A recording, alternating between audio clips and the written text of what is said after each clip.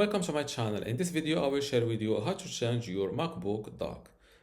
So step 1, click on this little Apple icon from this corner. Select System Settings.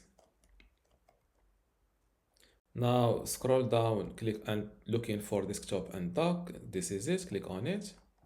And the first thing that you can change for your dock is the dock size using this slider. As you see, you can make it large or small.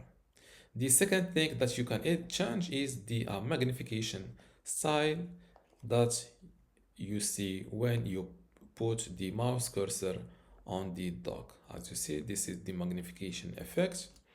You can turn it off from here. You can use a small magnification or a large one. Personally, I turn it off. You can also edit or change the dock position on screen. You can use left. This is it. You can use bottom or right. Personally, I go with the bottom.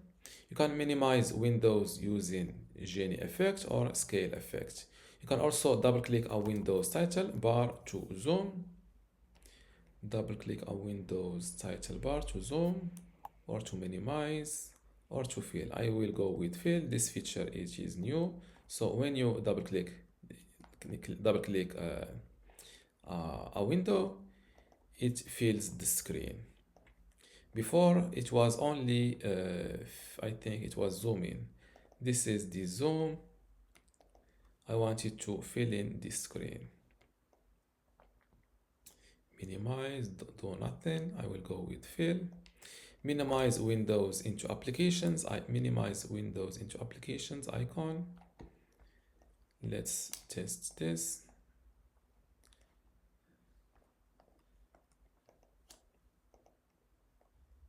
Minimize. Yes, this is good. It shows you where it is minimized. This is good. Okay, I'm not sure if I will go with it. Okay, I will not go with it in order to show the minimized, to keep seeing the minimized windows here. Automatically hide and show the dock. This is a good feature if you want to have more real estate or space on your screen. When it is hidden, just place the cursor in the dock alt place and it shows up. I will not automatically hide and show the dock. You can also animate opening applications. You can show indicators for open applications like those black dots. This is good. I like this feature. You can also show suggested and recent apps in dock. Recent apps in dock.